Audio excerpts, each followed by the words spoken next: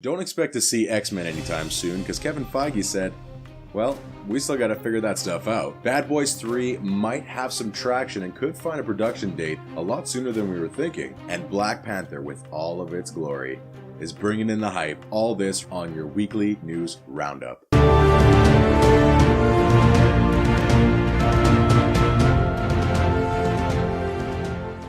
Hey guys, what's going on? It's G. Thank you for joining me on this Saturday morning. First news topic of the day.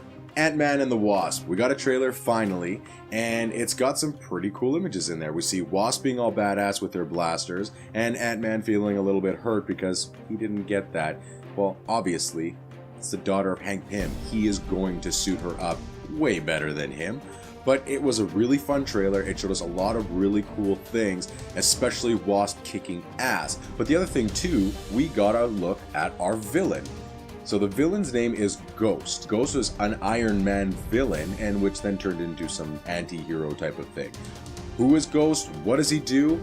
Pretty simple. He is a hacker, an extreme hacker. The outfit that he has this crazy technology that allows him to go through walls and do all this crazy stuff. It really works well when you're talking about Ant-Man and the Wasp and their abilities. In the comics, Ghost was a man, but they're changing things up, which I think for the better, and they've cast Hannah John Kamen to play the lead. So we've got another female villain, which I'm super excited for. And again, I think this might end up being more of a Wasp story than a Ant-Man story. We got a female antagonist against a really cool and really awesome looking female protagonist. It could work out really well. Continuing on with that theme that they created in Ant-Man 1 with a more advanced technological sense to it. So all in all, this trailer was really awesome. It was a lot of fun, and I'm super excited for this. And we could end up seeing Marvel's first romantic comedy, so I think that will be an interesting look too. For all you Bad Boys fans out there, yes, there are quite a few of us, secretly and unsecretly. I am a huge fan of Bad Boys. I've built a lot of my friendships on just quoting the movies alone. You know who you are.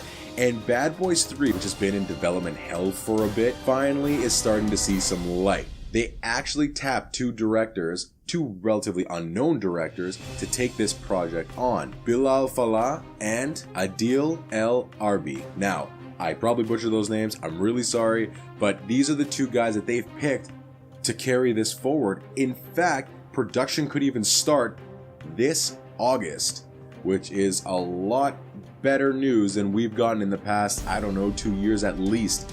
Originally it was coming out that Bad Boys was going to be another trilogy, or they were going to do more after without even getting the first one off the ground, which is quite ambitious and not recommended. And I'm hoping that they've slowed that train down a bit to say, okay, let's just get this first one off. Let's see if people actually care. And yes, there will be a few of us that care, but, box office counts. And let's bring these guys who have worked on smaller projects before to carry this forward. And I think that's really cool. I think Michael Bay has had his time with it. He gave us what we got with 1 and 2, and I'm actually excited to see new blood into this thing, and the fact that it's finally starting production, because it has been a while and they've been talking a lot, and I'm hoping that they bring the walk. Another reboot story. Now, Men in Black. Original thing with the Men in Black was that it was going to tie in with 21 Jump Street. They were going to do a crossover movie. Whether we wanted it or not, 21 Jump Street and 22 Jump Street were really fun, cool movies. Men in Black hasn't had the same kind of track record, and it's an older property. The first one was awesome. It was new. It was really cool. The second one was very messy, to say the least. And with the third one, I liked parts of it, but I didn't like it as a whole. So a part of me is thinking, okay, don't bother. But the nostalgia side of me is like, yeah, I want to see a Men in Black 1 style of Men in Black. And we could actually get that. And Straight Outta Compton director F. Gary Gray seems to be on board with doing a Men in Black reboot. This is a talented director. Straight Outta Compton, I liked a lot of it, specifically the first 2 acts. Third act, it kind of fell. Italian Job is kind of one of my guilty pleasures. It's a lot of fun, and who doesn't love us? Some handsome Rob. And Fate of the Furious, although super cheesy and over the top, wasn't bad. It was kind of just that, again, another guilty pleasure type of movie. And who was showcased was Charlize Theron, who did a really good job as the villain, speaking to what type of reboot he's looking at doing.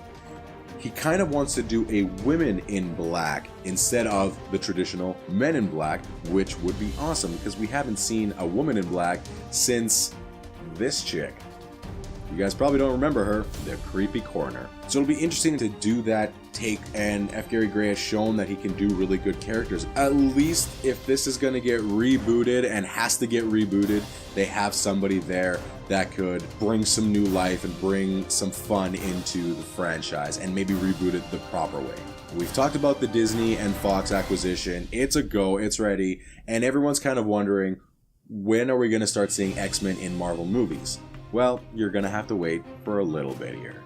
Kevin Feige has said that they aren't even looking to touch X-Men for a couple reasons. One, all the assets still need to be transferred after the buyout, and so it's going to take a while to put everything in place and say, okay, next, let's get all the paperwork done for each of these characters and all of these IPs to be able to go over to Marvel and say, okay, now you guys can use them, everything's great, everything's glorious, have fun, have at her. Marvel Studios is so tied up with all these other projects that they're bringing out, and that they're not even going to touch X-Men until after the 2019 slate. We know that the state of the Marvel movies are going to change, especially after Avengers 4, because, like we talked about, contracts are coming up, people aren't going to be re-signing, and they're just going at it a different way.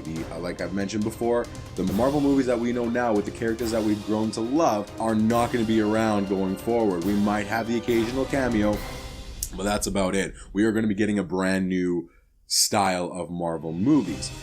It has to evolve in some way. So once they pass that Avengers 4, they clear the dust and they see where they're at, it makes sense that they're going to evaluate everything from there and say, okay, how can we fit in the X-Men into our Marvel movies? And finally, Black Panther coming in real hot. First reactions coming out of the gate are incredible. Everybody is super stoked on this. Everybody is excited for everything about this movie. It's gone from tracking to about 100 million to now over 120. I think one of the numbers was 160. This movie has so much hype, and from the early screenings, everything that has been coming out has been positive, and positive in a very different note than just, yeah, this is a great movie. The conversations are, this movie is another game changer for superhero movies in general. Whether it be the message it brings, the tone, the structure of the film, whatever it is, these are the game changers that allow superhero movies to continue on, and we don't have those conversations of superhero fatigue every 5 minutes. But not all is good. And I'm going to be quite frank here. A bunch of douchebags have decided to start trolling the Black Panther movie. There was word of this in Star Wars The Last Jedi, there's word of this for the Han Solo movie, and there's also word of this for Infinity War. Apparently, there's about 2,000 super hardcore DC fanboys looking at messing around with the number on Rotten Tomatoes. That's essentially what they're looking at doing. Changing the audience score so that it comes in lower than before. The problem is that a lot of people value Rotten Tomatoes more than they should. Rotten Tomatoes is a website that pulls all in the reviews and just puts that number. If a review is positive, it ends up being fresh. They add up all the fresh, they give us a score. If stuff is rotten, they add up all the rottens and give us an aggregate score compiled from all the reviews that have come up. So I think a lot of people take it maybe a little bit too seriously, but these guys are wanting to go out of their way to change the numbers for Black Panther and Infinity War specifically. Now, for Han Solo, they might look to bump it up, but just because the movies that you love or want to love aren't doing as well, doesn't mean you have to shit on the projects that are doing well. You guys need to find something to do with your own lives, because this is just pathetic. And you're giving a bad name to fans everywhere. You want to talk about the conversation of superhero fatigue? There's more fatigue in the extremism of fans than anything else. That is the toxic nature, unfortunately. That's when you start becoming an online multiplayer chat room talking about each other's moms because you're hurt that the guy shot you in the face. Well, suck it up. Your time will come, but you don't have to go out of your way to change the scores just because you don't like it.